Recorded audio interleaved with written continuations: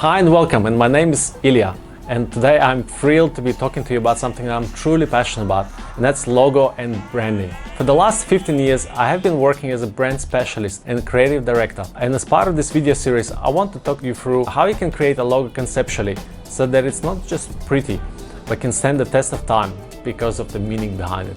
There are literally thousands of classes and video tutorials out there already that teach you how you can design a logo using grids, golden ratio, as well as other design principles that are all really fantastic and really useful, and some might say even vital for creating a well-balanced design. But this is not what this class is about.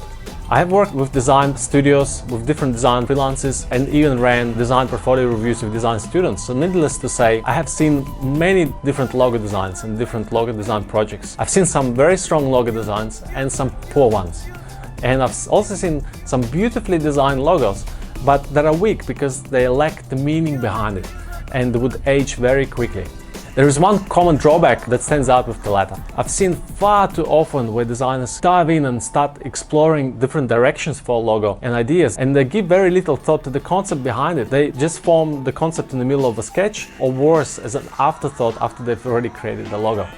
So at the heart of this class is really idea that creating a logo isn't exclusively a design practice. It's also a problem-solving exercise, and it's a branding exercise, in that it's not purely just about aesthetics. It's about the concepts and the meaning behind the logo that's being created. I've put this class together to share the principles you can use to create a logo that has a strong concept behind it and conveys the brand values and ultimately can stand the test of time.